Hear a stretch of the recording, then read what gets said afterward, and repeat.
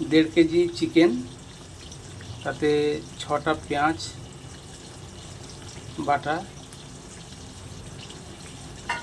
1 চামচ আদা বাটা, 2 চামচ রসুন বাটা, জিরে গুঁড়ো 1 চামচ, ধনে গুঁড়ো 1 চামচ, আর অল্প দই ফেটিয়ে 1 কাপ দিয়ে এটা মাখিয়ে বসিয়ে দিয়েছি। একদম সহজ পদ্ধতিতে রান্না। এবারে তেল ছেড়ে দিয়েছি, দেখো তেল ছেড়ে দিয়েছে। এই পর্যায়ে অনেকটাই হয়ে গেছে, এই দেখো তেল ছেড়ে দিয়েছি, গ্রেভিটা হয়েছে দেখো।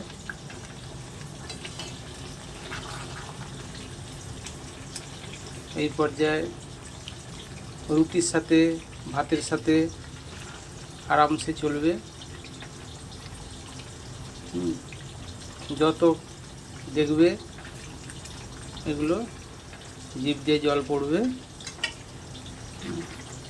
যেন মনে হবে যেন সবটাই খেয়ে নিই।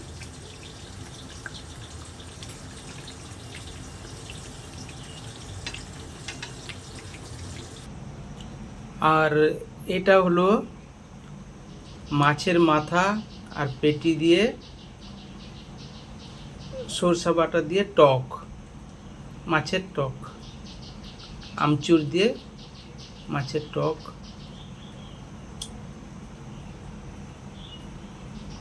কিন্তু বাম্পার হয়েছে কিন্তু টকটা।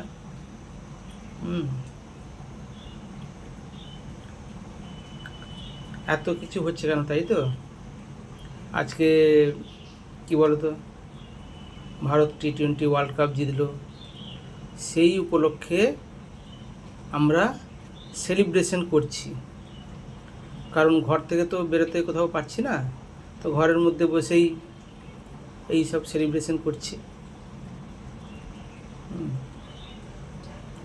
আজকে আমাদের একটা গর্বের দিন। ভারত 17 বছর পরে T20 ওয়ার্ল্ড কাপ জিতলো, সেই উপলক্ষে একটা সেলিব্রেশন তো হতেই হবে, বলো।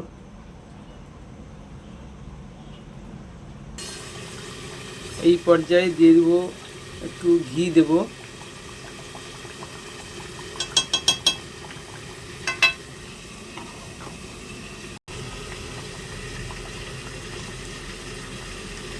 একটুখানি ঘি দিয়ে দেবো।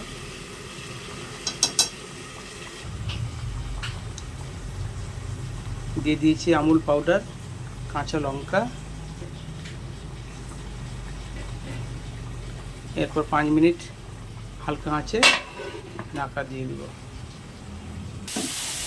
এইবার তেল ছেড়ে দিয়েছে। এই পর্যায়ে এবার আমি একটু দিয়ে দিব কেওড়া জল,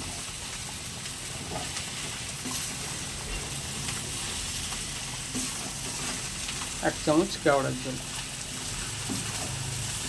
দিয়ে একটু ঢাকা দিয়ে দেব।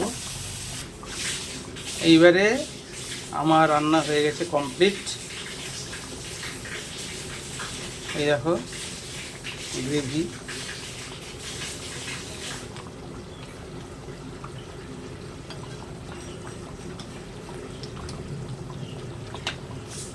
তোমরা যারা বাড়িতে রান্না করবে তারা এইভাবে একবার করে দেখতে পারো।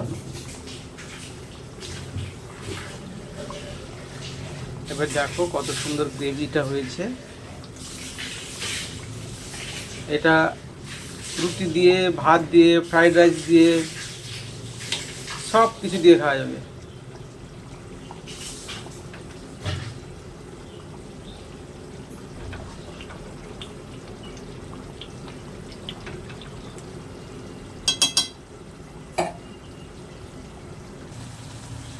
আচ্ছা, এবারে এদিকে হলো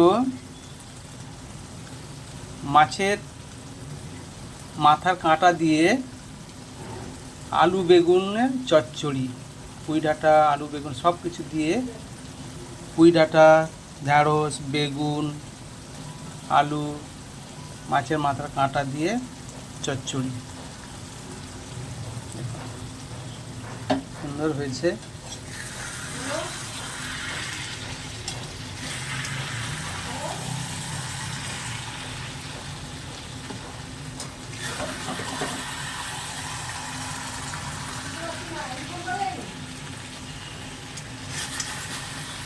ঠিক আছে বন্ধুরা, বাই, চলো।